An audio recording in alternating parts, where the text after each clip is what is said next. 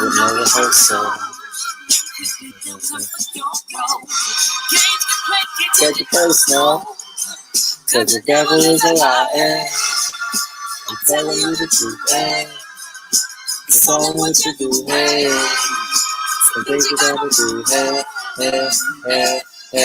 Hey, barbershop conversation, guys. Feel free, hit the subscribe button. We go live 9 p.m. Pacific Standard Time, Sunday to Thursday. Next Tuesday, concert series, man. Bring your girl to the barbershop, man. We got date night in the barbershop, man. And yeah, let's jump into this, man. Oh, and don't forget to follow me on Patreon and Spotify, Barbershop Conversations. Danny Garcia. I've seen this with my own eyes.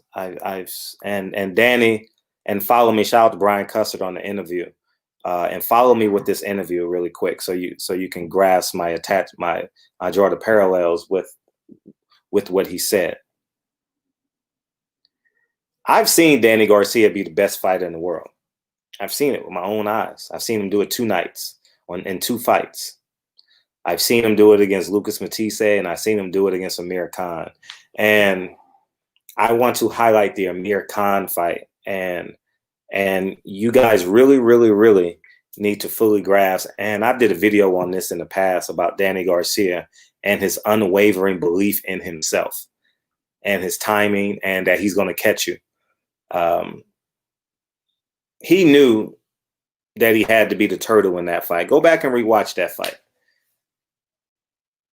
Amir Khan was blistering. Oh my God, Danny Garcia. I mean, Amir Khan was so fast that Danny Garcia's left hook, he would get 3 or 4 before Danny Garcia even gets halfway through his left hook, and his left hook falls upon deaf ears. You know what I mean? But he believed in himself. He says, "I'm gonna catch this son of a bitch. I'm gonna catch him." And what he did, he had to go through the fire. And Danny Garcia went through the fire against Amir Khan. And I remember as a kid, and I'm dating myself with this analogy, but I remember Chuck Persons against the Boston Celtics in that 5-game series. And I remember that interview. Chuck Persons, and Google this interview. Chuck Persons says, "For a week, I was the best player in the world." And he was in that 5-game series with him, Reggie Miller, LaSalle Thompson. Who else was on that team? Vern Fleming. Oh man, I'm dating myself, and it was majestic watching Chuck Persons. If y'all know Chuck Persons, you know what I mean? That's that late 80s, dog, early 90s, dog. You know what I mean? And I think now he's a coach for now he's a coach at Auburn. But Danny Garcia can be the best fighter in the world. Now here's the slippery slope Danny's been on. He says he didn't really have the gas in his tank against Sean Porter, Brandon Rios, and Keith Thurman. Now, I did a video in the past about Danny Garcia.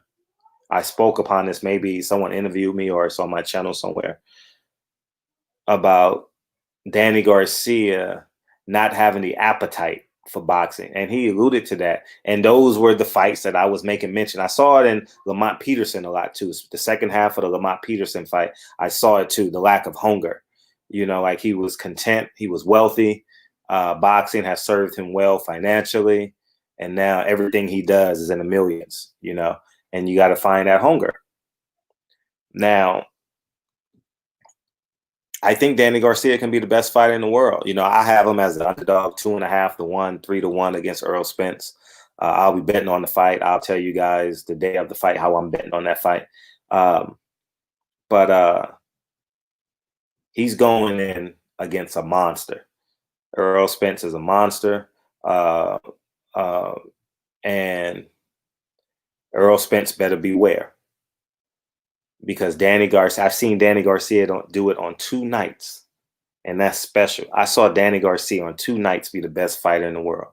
I saw Danny Garcia on 2 nights have that since it's 8:24. Have that Mamba mentality. I will not lose. Hove, he was on his Jay-Z, you know what I mean? Or that DJ Khaled, as Brian Custer said, all I do is win, win, win, no matter what. And keep in mind, you flip-flop 2 rounds, 1 round in each fight, he's an undefeated fighter. So I think Danny Garcia has had a lot. He knows that a lot is riding on this. He said he got 2 fights at 147 left. And if you win, he's obviously going to want to defend those titles, man. What fighter doesn't want to defend the titles on the East Coast somewhere, But I'm just saying, y'all call Danny Garcia a cherry picker. Well, if Danny Garcia is a cherry picker, Terrence Crawford is the runoff water. You know what I mean? Because Danny Garcia has a hell of a resume, dog.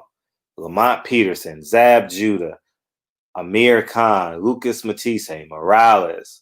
He even fought, if I'm not mistaken, Ashley Theophane, Kendall Holt. Ashley Theophane and Kendall Holtz are 2 great get-ready fights. Now, I know he fought Rod Salka, and, he had some gracious judges in Puerto Rico. And who else has he fought? Keith Thurman, Sean Porter. And after he fights Errol Spence, you got to say he got the best resume in boxing, dog. I'm talking about on the winning side. You can go with some guys like you can go with Granados, Adrian Granados, Josecito Lopez. They fought some of the best fighters, and they haven't been on the winning end of many fights. You can even go with Andre Berto. Andre Berto's fought some monsters, but after November 21st, you can probably say Danny Garcia got the best resume in boxing. One of the best. I don't want to make it arbitrary. One of the best, top 10 resumes in current boxing. And we can throw away that cherry pick shit. And I've never subscribed to the cherry pick shit. He's had cherry pick fights. The Rod Salkers, but Rod Salka was so bad, man. Fans would believe they could beat Rod Salka. You know what I mean? But yeah, man. I'm just saying, I believe that Danny Garcia is coming in this fight determined, and Errol Spence has spoken to the point of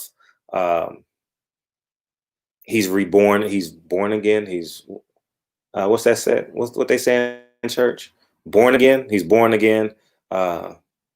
Determined, new lease on life, the rebirth. Excuse me. I was thinking of the rebirth. And if Errol Spence is rebirth, I got Errol Spence winning the fight. I think Danny Garcia is great opposition at this time. Given the fact that Terrence Crawford won't fight nobody, he's already fought Sean Porter and Keith Thurman. And Manny Pacquiao is probably going to fight Mikey Garcia. So this is literally the best opponent for either of those 2 guys to fight one another. So, and I like the fact that Danny Garcia is talking. Danny Garcia, that was a cool interview. That was a really cool interview. Very fresh, because Danny Garcia is not, he don't really have any social media beefs. Danny Garcia is like on an island all by himself. His dad gets into the beef, so hopefully we can get him in the barbershop. Hopefully we can get Danny or his dad in the barbershop, and we can talk some shit and swallow spit. I'll reach out. You guys reach out and invite them in the barbershop, and we'll see fit, and we'll go from there. So, but anyways, man, I just wanted to bring that to everyone's attention. Danny Garcia is coming, and he might move up to 154 if he loses, because what's the point? You're not going to get a title shot. You might as well go up to 154 and fight for a title eliminator. That's good business, and congratulations on his outside the boxing endeavors. He flipped the house. He has an auto body business. He has a barbershop. He has a thriving clothing line. Don't stop grinding. Danny Swift Garcia, I applaud him. I see a lot of fans wearing the mask. I see a lot of fans wearing the shirts on fight night, and that's a credit to him. So continue to grind. I would love to get him in the barbershop. Hopefully we'll get that. Shout out to Brian Custer on the interview. Go to the Last Stand podcast. The Last Stand podcast is 35 minutes. Can't go wrong with it. And yeah, so that's it, man. I appreciate you guys. We go live tonight, 9 o'clock Pacific Standard Time.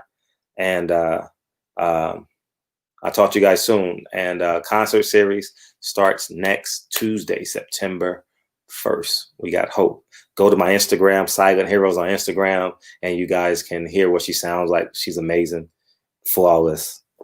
What more can I say? Barbershop Conversations. Feel free to hit the subscribe button. Talk to you guys soon. Peace.